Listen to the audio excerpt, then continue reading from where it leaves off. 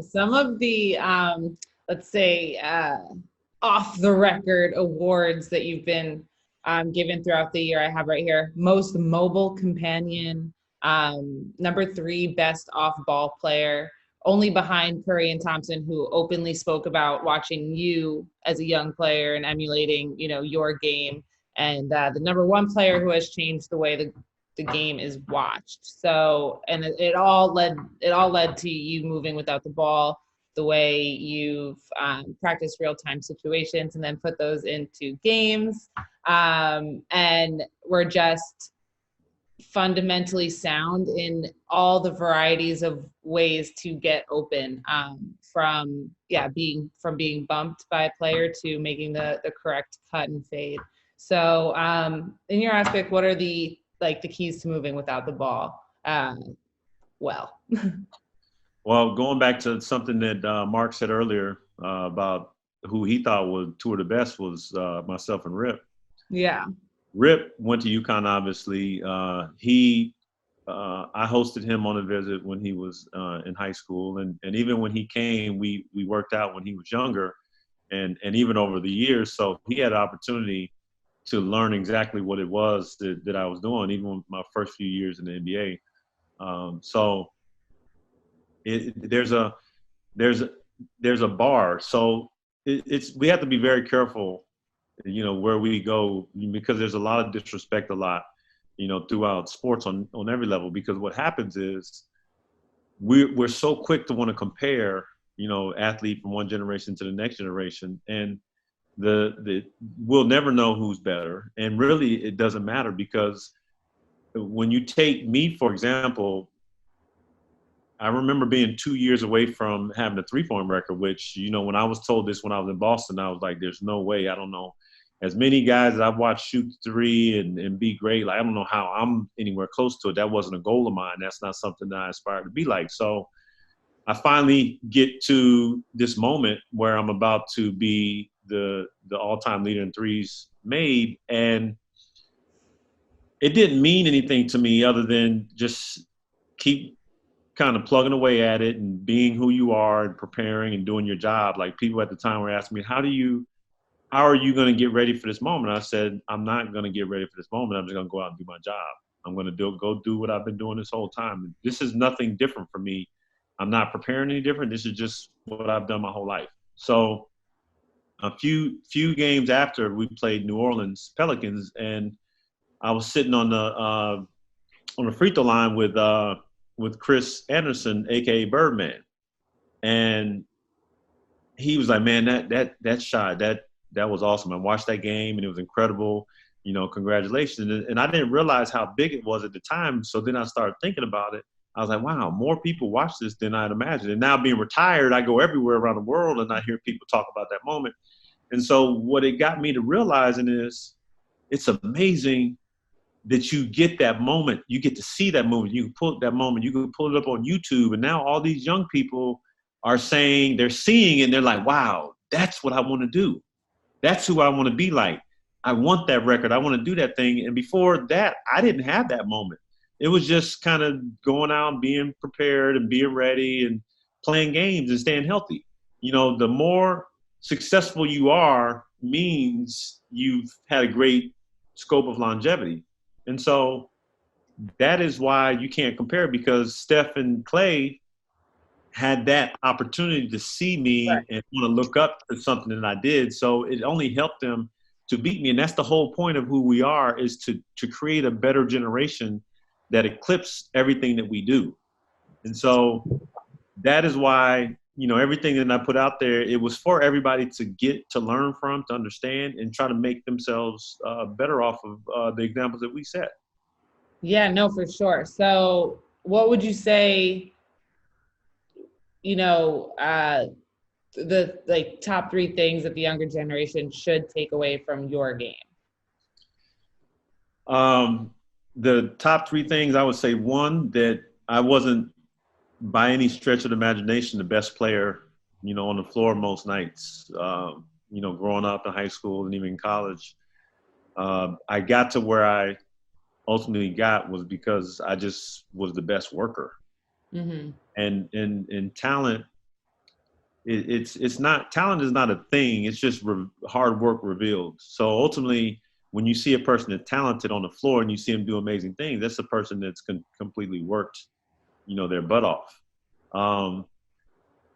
Two, it takes physical conditioning to be at your best, because fatigue makes cowards out of all of us. So you see those kids that got their hands on their knees running, during a timeout or on the free throw line. Like, you got to figure out when to get those breaks, those moments. But if you're tired on the basketball floor or in any sport that matter, you're going to take a shortcut. You're going to find a way to do something less and take the easy route.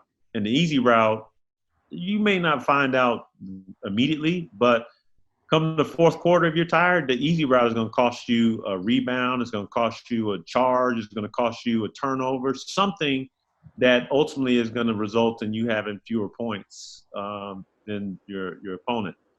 And three, and I think I can name a lot of them, but just naming three of them, as a basketball player, we get so caught up in, being the best player or starting. People are upset that they're not starting, but the compliment goes to those who finish the game. And so if I can implore every young person that's playing basketball to be a great free throw shooter. Mm-hmm. I tell my boys all day long, the best free throw shooters, before they leave the floor, they have to make 8 out of 10 free throws. And sometimes they don't make it, and they sit there until they make 8 out of 10. And I said, sometimes they'll make 6 out of 10, 7 out of 10. And I tell them, I said, you're 6 out of 10, 7 out of 10 can't play for me. You can't get on the floor, because I need somebody who is going to help me win games at the end, because games are decided by fewer than 5 points a lot, most often. And if you look at the team that loses, you miss 10 to 15 free throws. So if I teach kids about shooting free throws, one, you become clutch down the stretch. And two, you put yourself in a situation where you're shooting a lot of free throws. You're actually working on your jump shot without jumping. That's where you work on your timing. So if I can get these kids to be methodical about working their free throws, then it's a whole approach to systematically that allows them to prepare and really put the work in, and don't shoot free throws that are comfort free throws. Run to the end of your block and come back to your basketball hoop and then shoot a free throw with you panting like you can't even pick your head up, and then shoot that free throw, because 9 times out of 10, that's the position that you're going to be in the game on the free throw line. I told my son, he was frustrated because brothers passed him a bad pass, and he ended up losing in the drill. And afterwards, after he shot, I said, listen, I know you were upset at Win. I know that you were mad that they didn't get you the ball fast enough, and then you didn't make the free throws, and then your face got kind of funky. I said, this is what sports is supposed to do. It's supposed to put you in a situation where you're uncomfortable and you're pissed off at somebody or something, but how do you bounce back from that? How do you say, we'll figure this out right now, let's win the game, and then we'll figure that out after the game's over with. But you have to keep a clean face, because too many times we see athletes, hands up in the air, and they're like, oh, I can't believe you just did that, or you didn't pass me the ball, your shoulders drop. And that bad body language transmits itself throughout your team, and then throughout your fan base that's watching you. And that ultimately sets a tone where people say, you know what, we've lost this game, or they're not together. And, that results in whether or not you're going to be a good team or a bad team. Mm-hmm. So when it comes to the way you trained as a player, most people might, be practicing some moves starting with the ball in their hands. Is it true that you started a lot of moves maybe without the ball in your hands, coming off different screens, different cuts, different fades off rebounds? Can you confirm that?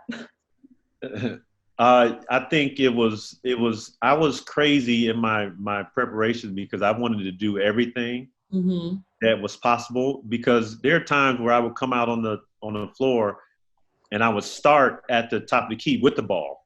I'd have 2 cones at both elbows, and then I would have to inside out to, my layup, and then to a jump shot, and do the same thing with my left hand. So, you got so used to being in that situation because there's still, you know, it's pick and rolls. Towards the end of my career, I was in less pick and rolls, but Seattle, that was all that I was doing was pick and roll coverages and learning, you know, to find the right shooter. But I think the most important thing about every shot that I took, more so than anything else, was my footwork. And that's what, again, I'm working on with my boys, is trying to get to a position where your feet are almost always turned. It's like, you know, when you do karaoke on the floor when you're working out your direction, it's like trying to teach young people how to keep your lower body moving in the direction that it needs to go into while your body's contorted in a different direction. So if I'm turning, you know, if I'm looking to get the ball, my feet are facing the other direction, ready to go in one direction, and that's up. So I'm turning now. So once the ball comes to me, all I have to do is do one thing, and that's just go up. You know, you see a lot of kids, what happens is they catch the ball, then they have to put their foot back, and then they have to either dribble it, or it's 2 or 3 motions that they make, and those 2 or 3 motions get their shot blocked, or they travel, or they just miss the shot because they weren't ready. Because, you know, basketball, if you watch, and I watch kids work out all the time, and I try not to be that guy that walks into a gym and say, "Can I show you something?" Because I would rather a kid ask me because I know they really want it, because I'm going to put a kid through something that he's going to be mad that I put him through. Because by the time I get done with you, I'm going to have you sweating, and I'm going to make you realize, wow, I have working. So when I walk into a gym, I see a kid and I say, well, let me show you real quick, and I want you to focus on this, and this is where you have to be, and you have to stay in this space, and then work from this, you know, this tight form or presence, and then move from there. And if you can do that and just keep doing that, it's going to be extremely tiring.